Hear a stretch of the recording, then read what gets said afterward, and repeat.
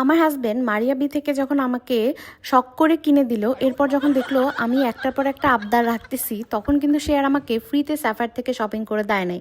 সেটার জন্য তাকে আমার ট্রিট দিতে হয়েছে। তার আবদার ছিল তাকে মুভি দেখাতে হবে, তার ফেভারিট অ্যাভাটার সিরিজ চলে আসছে, আর সেটা না দেখালে তো নয়।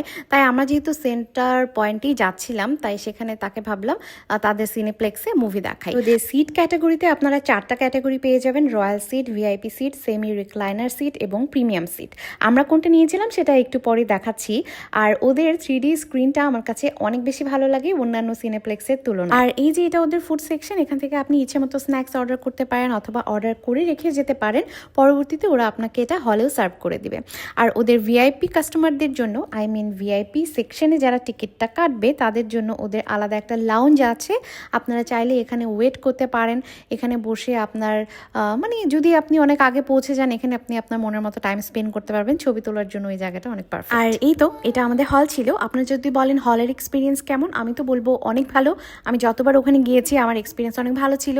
ওদের সিটগুলো তো অসম্ভব আরামদায়ক। আর আমরা নিয়েছিলাম সেমি রিক্লাইনার সিট, যেটার পার পার্সন প্রাইস পড়েছিল 650 টাকা। আপনারা ওয়েবসাইটে ঢুকলেই ওদের প্রত্যেকটা সিট ক্যাটাগরির প্রাইস দেখতে পারবেন। যদিও এটা যদি হলিডে থাকে তাহলে প্রাইসটা একটু বেড়ে যায়। আর এই যে দেখতে পাচ্ছেন রিক্লাইন করে আমি এখানে আরামসে শুয়ে যাচ্ছি, এটা অনেক ভালো ছিল। আর এই যে আমাদের স্ন্যাক্স, আমরা এরপরেও আরও স্ন্যাক্স নিয়েছি।